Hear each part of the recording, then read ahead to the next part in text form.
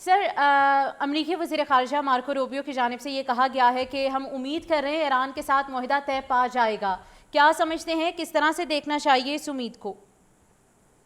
جی بہت شکریہ سویرا. بات یہ ہے کہ یہ بڑا کریٹیکل تھا پچھلے 2 دن سے. جس طرح محسن نقوی صاحب گئے دوبارہ 24 گھنٹوں میں ایران، اور وہیں پر بات ہو رہی تھی کہ یا تو فیلڈ مارشل صاحب یا پرائم منسٹر جائیں گے، اور میں نے میرا خیال ہے کل بھی کہا کہ موسٹ پروبلی فیلڈ مارشل صاحب جائیں گے، اور وہ اسی صورت میں جائیں گے جب معاہدہ جو ہے وہ بالکل فائنل ختمی شکل میں اس کی جو ہے وہ پروسیس ہوگا. اور میرا خیال یہ ہے کہ معاملات انشاءاللہ بہت بہتری سے آگے بڑھیں گے، اور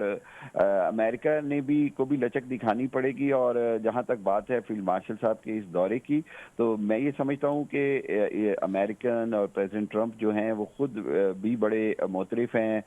فیلڈ مارشل صاحب کی اس کاوشوں کے، اور انشاءاللہ اس کاوشوں کے نتیجے میں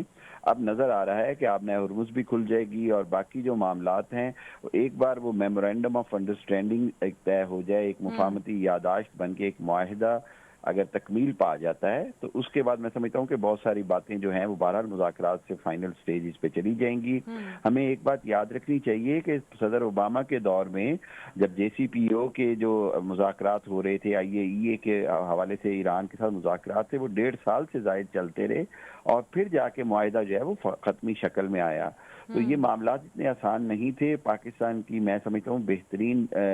ملٹری اینڈ پولیٹیکل ڈپلومیسی اور فورن پالیسی ہے، جو کہ پاکستان نے کسی حالت میں بھی اس کے اندر اپنی جو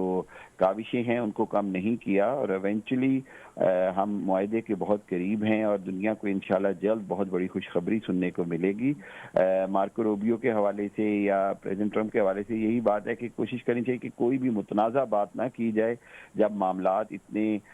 قریب پہنچ گئے ہیں ایک فائنل جنگ بندی کے.